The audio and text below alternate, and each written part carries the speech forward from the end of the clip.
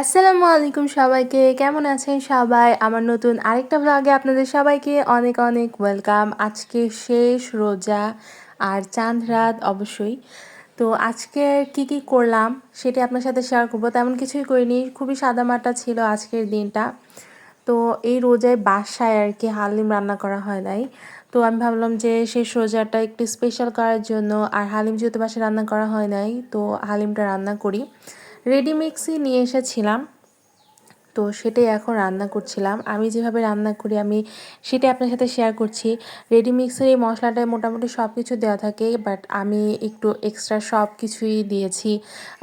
গরম মশলাগুলো আস্তই দিয়েছি, যেমন তেজপাতা, কালো ফল আর দারচিনি। দেন মাংস দিয়েছিলাম। আর আমি হচ্ছে রেডি মিক্সের হাফটা রান্না করব, যেহেতু আমরা 3 জন খাবো, এতটা দরকার নেই। তাই আমি হাফটা করেছি আর হাফটা রেখে দিয়েছি। আমাদের জন্য এতটুকুই এনাফ ছিল। তো এটা আমি বসিয়ে দিয়ে এখন আমি হচ্ছে নান বানাবো। নানের জন্য আগে থেকে আমি আটাটা রেডি করে রেখেছিলাম, এখন জাস্ট আমি বানিয়ে নিব।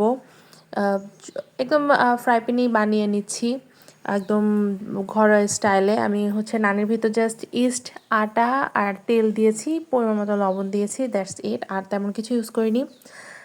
তো রুটিটা বানিয়ে আমি হচ্ছে এই হালিমটা একটু গরম করে নিচ্ছি। অনেক সুন্দর এসেছিল কালারটা, আর মাশাআল্লাহ খেতেও অনেক ভালো হয়েছিল, যেহেতু আমি টেস্ট করার পরই বলছি। তো এখন পরিবেশন করছিলাম। এখানে আমি আব্বুকে একদম রেডি করে দিচ্ছিলাম হালিমটা, সব কিছু সালাড টালাড বেরেস্তা দিয়ে। তো আজকে যেহেতু চাঁদ রাত, বাসায় যেহেতু আমি আর আম্মু ছিলাম, আব্বু ছিলাম, তেমন কিছুই করিনি। জাস্ট ঈদের আগে কিছু প্রিপারেশন নেওয়া ছিল, ওগুলো আম্মু নিয়েছে, যেগুলো আমি শ্যুট করতে পারিনি। আর কথা হচ্ছে, আমার রঙ্গিলার বাবু নিয়ে এসেছে একটা। আমি শুনেছিলাম ওর 3টা বাচ্চা হয়েছে, বাট একটাই নিয়ে এসেছে। সারা রাত ধরে এখানেই ছিল।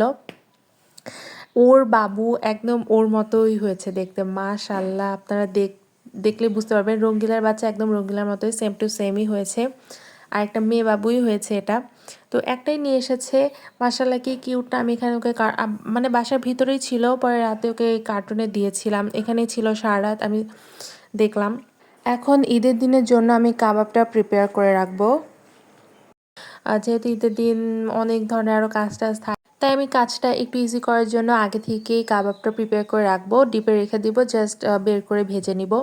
তো এখানে আমি বুটের ডাল নিয়েছি, গরুর মাংস নিয়েছি, এর ভিতরে আমি সব ধরনের মশলা দিয়ে দিচ্ছি। আগে যেহেতু এটা আমি সেদ্ধ করে নিব, তো গোটা মশলাই সবই দিয়েছিলাম, দেন ব্লেন্ড করে নিয়েছি। এখন আমি কাঁচা পেঁয়াজ, মরিচ, গোলমরিচের গুঁড়া, গরম মশলার গুঁড়া, তারপর আরও একটু হচ্ছে জিরা গুঁড়া দিলাম, লবণ পরিমাণ মতো দিলাম, আর একটা ডিম দিয়ে দিলাম। ভালোভাবে মিক্স করে কোনো রকম একটা শেপ বানিয়ে আমি জাস্ট রেখে দিব। ওই শেপটা আমি বানাবো যেহেতু ডিপ হয়ে থাকবে, যাতে উঠাতে ইজি হয়, আর সবগুলো যেন উঠানো না হয়, যে কটা লাগবে সেই অনুযায়ী আমি জাস্ট উঠিয়ে নিব। আর তারপর যখন বানাবো ভালোভাবে হাত দিয়ে আরেকটু শেপ করে নিব। এখন জাস্ট আমি নর্মালভাবে একটা শেপ করে নিচ্ছি। আর ঈদের সময় এই গান ছাড়া তো একদমই অসম্পূর্ণ। আমরা সবাই গানটা বসে বসে শুনি, আর অফকোর্স মেহেদি দিয়েছি। তো এই ছিল আমাদের ছোটোখাটো সাদামাটা একটা শেষ রোজা আর ছিল চাঁদ রাত ভ্লগ। আপনাদের কেমন লেগেছে আপনারা কিন্তু জানাবেন। ভালো থাকবেন, আল্লাহ হাফেজ।